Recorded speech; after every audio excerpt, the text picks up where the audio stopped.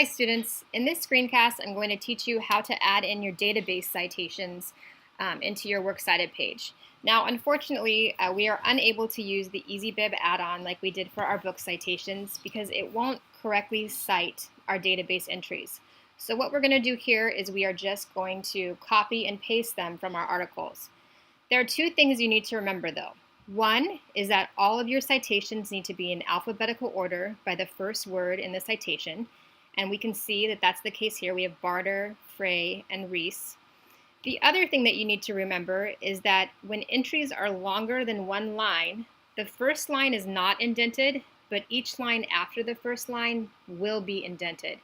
And all of our entries are one line here, so we can't see what that looks like, but in just a few minutes, you will be able to see what it looks like.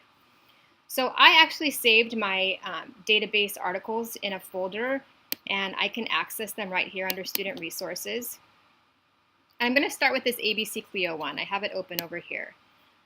You need to scroll to the bottom, and at the bottom it says MLA citation, and you want to copy this entry, and it should have the author's last name, the name of the article, the name of the database, and the publishing information, as well as the URL and the date you accessed it. If I copy that, I'm going to hit Control-C to copy. And now I'm going to go over here to my works cited. And you know what? Let's just see. I want this to be in alphabetical order. And I notice that the author's last name is Davis. So I'm going to go back over here to my works cited.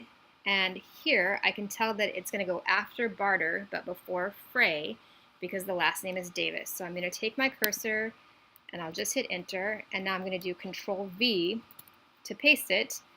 And it looks pretty good, but for some reason, this got cut off. It's a little wonky, so I'm just going to bring my cursor back here. I'm going to backspace it, and there, that's better. And now I just want to take my cursor here and move Frey up one. Good, that looks good.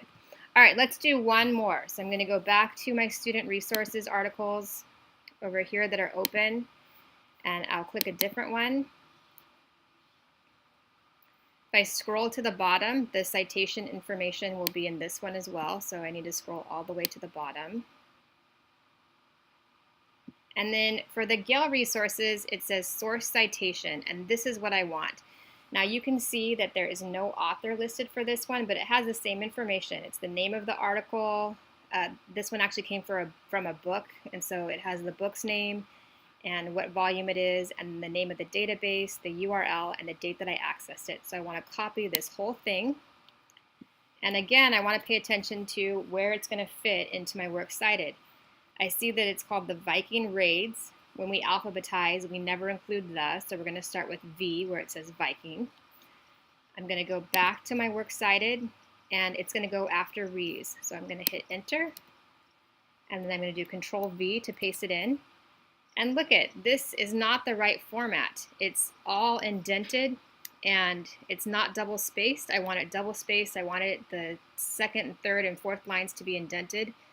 The easiest way to fix this is just to bring my cursor back to the front of the Viking, and I'm just going to hit delete and bring it all the way up here.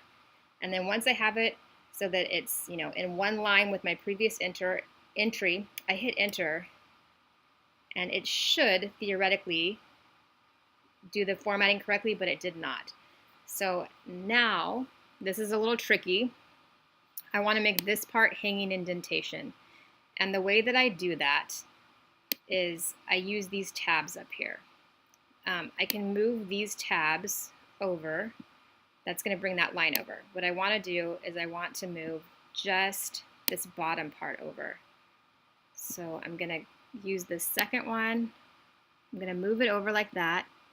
It moved the whole thing. If I bring my tab back here to the very first line, and if I just move this top bar only, it should move that top line back so that my indentation is hanging. There, that's what it should look like. It's a little tricky. If that happens to you, you can ask me or ask your teacher for help. All right, good luck, and don't hesitate to ask us for help if you need it. Thanks.